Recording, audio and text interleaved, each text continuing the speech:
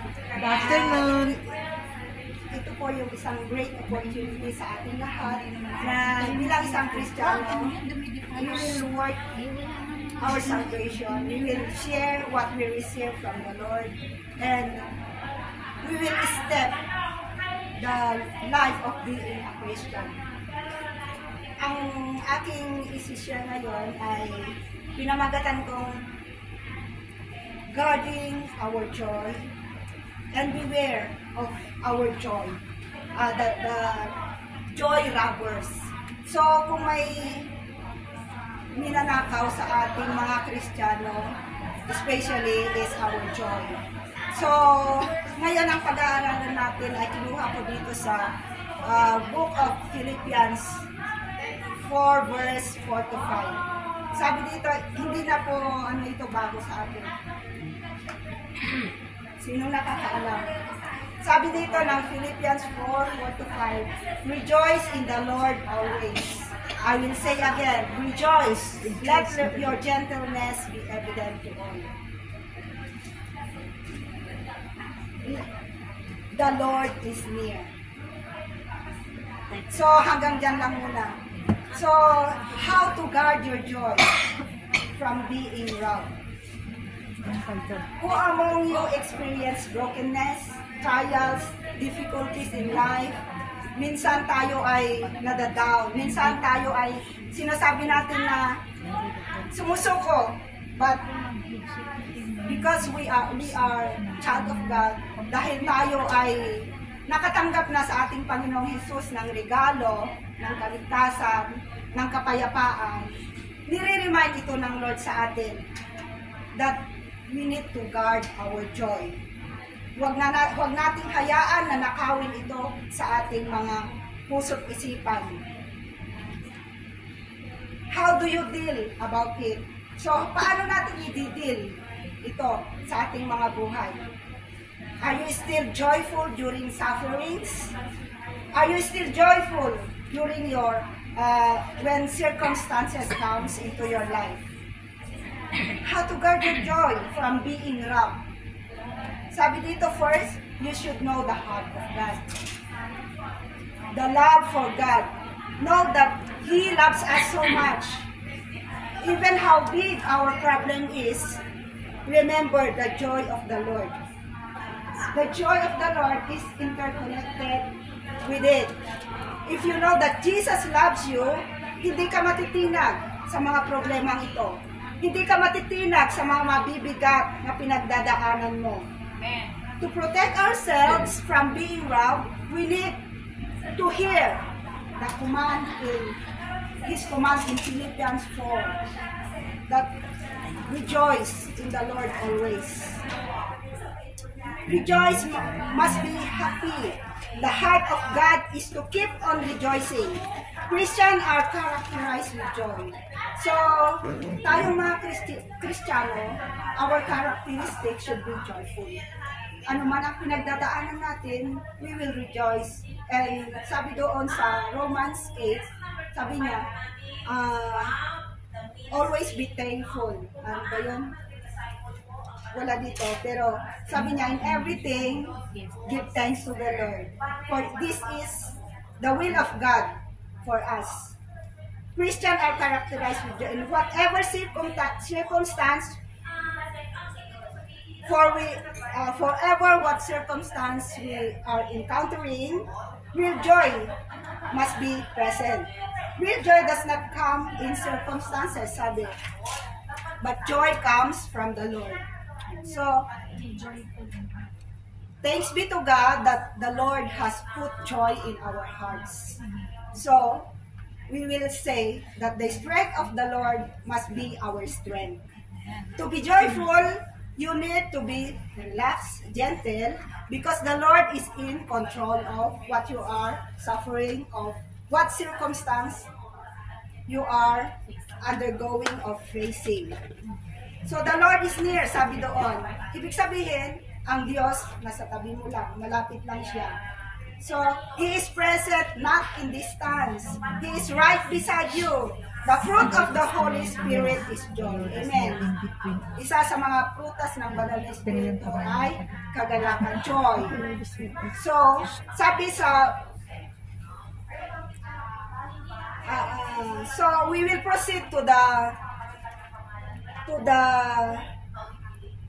from my title na guarding our joy and beware of joy robbers. So I will share to you these joy robbers. I will just share to you three things. Yung tatlong bagay na nanakaw sa ating mga kagalakan, sa joy, sa ating mga buhay bilang Kristiyano. Number one, be on guard against worry. Number one is worry. Lagi tayong inaatake ng kaaway sa ating mga buhay. So, number one, tayo ay nag-aalala.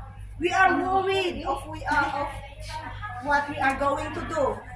Worry means divided mind, not focus. Sabi lang, Philippians 4:6, do not be anxious about anything, but in everything, by prayer and petition with thanksgiving, present your request to God, and the peace of God, which transcends all understanding, will guard your heart and minds in Christ Jesus.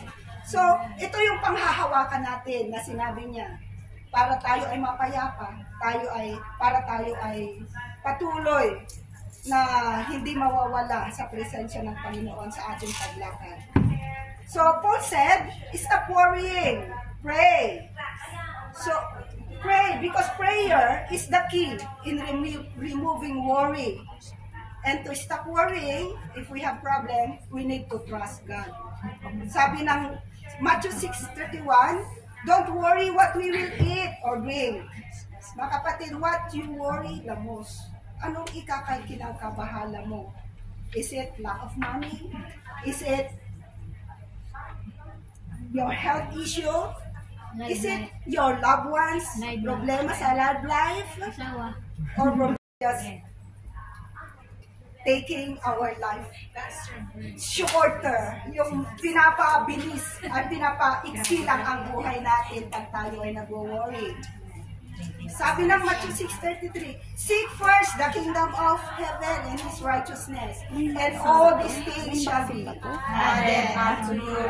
So, why not see the word of the Lord, the promise of the Lord in times of circumstances in our life?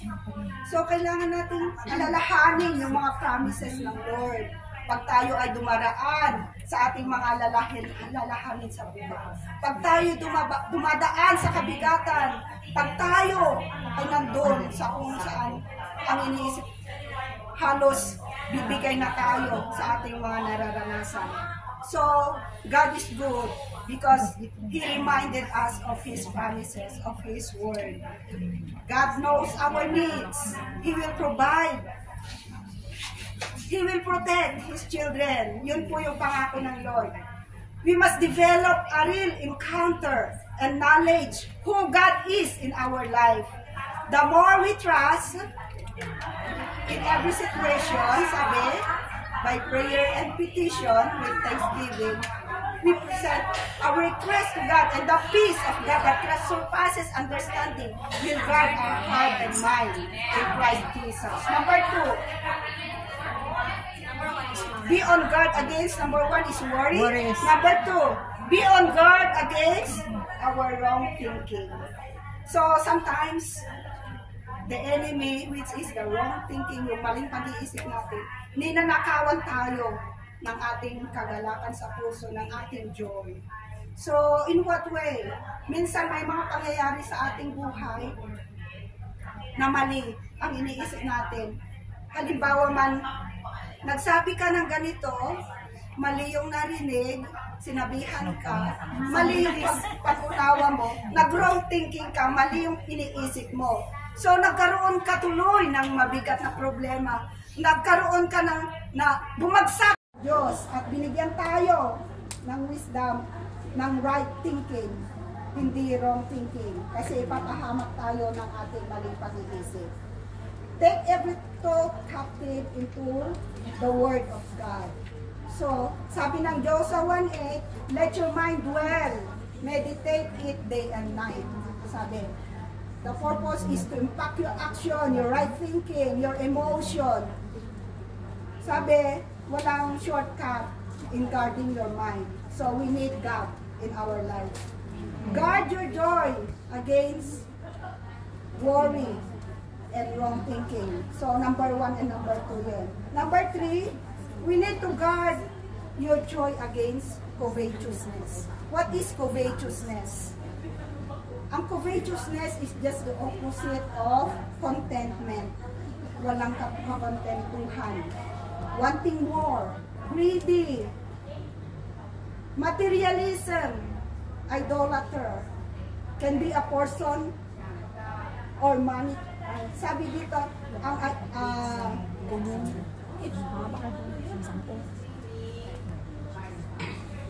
this money that we have sometimes, at wala naman dito,